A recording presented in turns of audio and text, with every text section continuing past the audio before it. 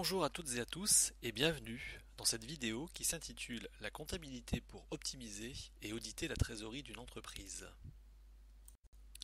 Mais tout de suite, permettez-moi de me présenter très rapidement. Je suis Jean-François Caron, diplômé d'études supérieures comptables et financières, formateur depuis 8 ans dans les domaines de l'audit, du management des risques, de la comptabilité, de la finance.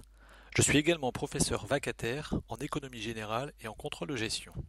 J'ai fondé Audit et Coffee, qui propose des formations à distance en e-learning et également des ressources en accès gratuit sur le site www.formation-audit-ecofi.com.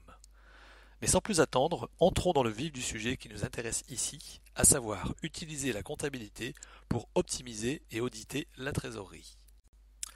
Dans un premier temps, définissons ce qu'est la trésorerie d'une entreprise. La trésorerie correspond à l'ensemble des liquidités dont dispose une entreprise, mais aussi aux sommes d'argent mises à disposition de la banque dans le cas de financement à très court terme. La trésorerie peut donc être positive ou négative. Lorsqu'elle est positive, les liquidités sont enregistrées à l'actif du bilan dans des comptes de caisse et de banque. Lorsqu'elle est négative, la trésorerie est enregistrée au passif du bilan, s'agissant d'une dette à très court terme. Intéressons-nous ensuite aux enjeux autour de la trésorerie.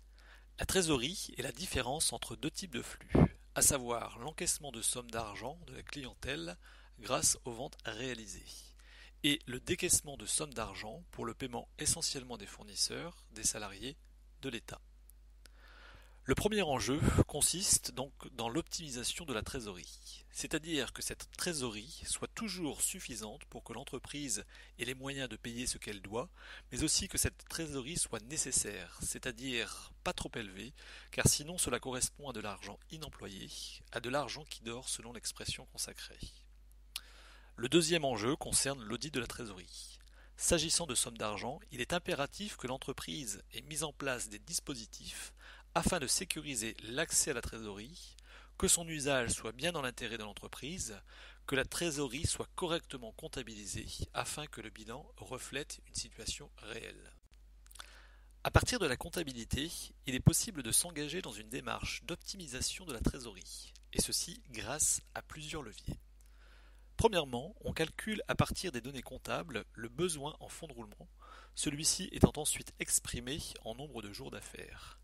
Ce BFR ainsi déterminé servira donc d'indicateur de performance pour le service de trésorerie de l'entreprise, avec pour objectif de le diminuer.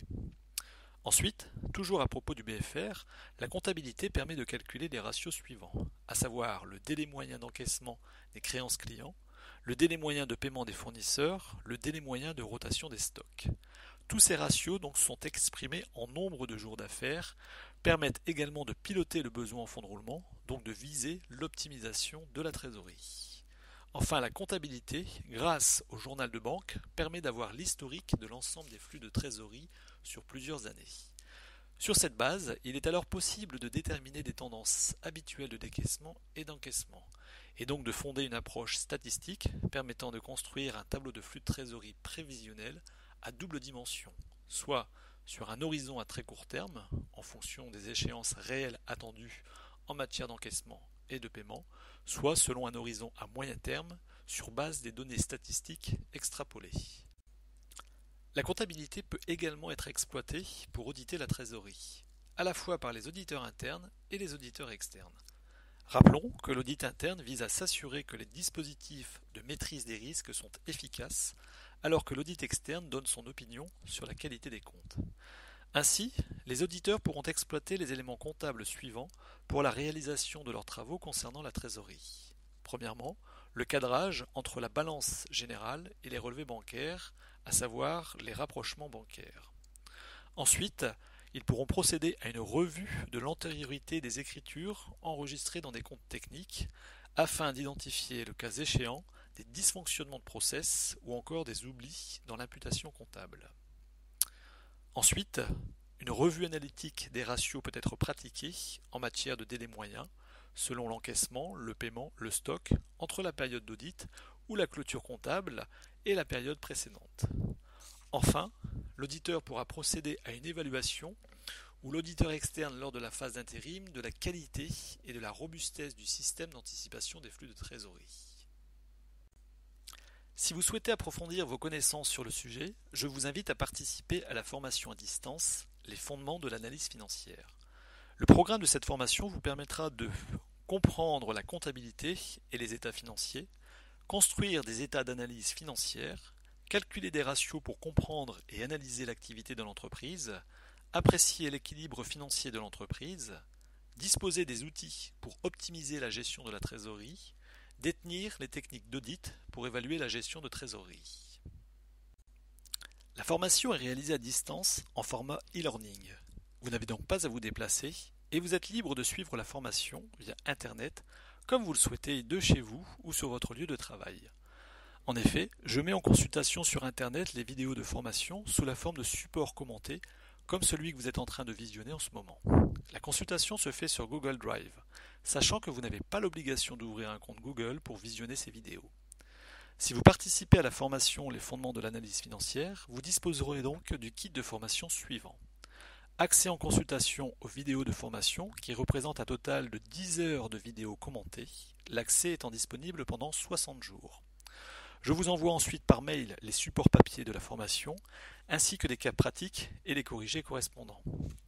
Si vous avez des points de la formation qui ne sont pas compris, nous convenons ensemble d'un entretien, soit par téléphone ou par Skype, afin que je puisse répondre à vos questions.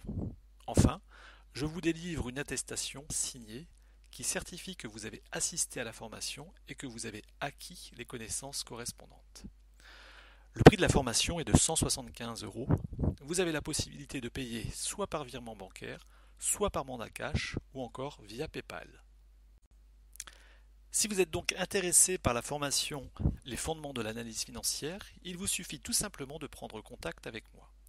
Vous pouvez le faire de plusieurs façons, soit par mail, jfcaron@outlook.fr, soit par téléphone, +33 06 80 24 16 25, ou encore sur LinkedIn sur base de mes coordonnées, Jean-François Caron, CIA CRMA, formateur chez Audit Ecofi.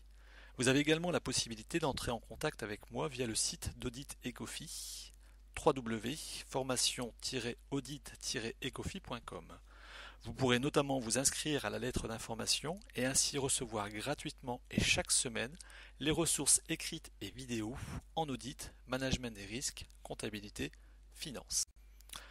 En espérant que cette vidéo vous aura intéressé, je vous dis à bientôt.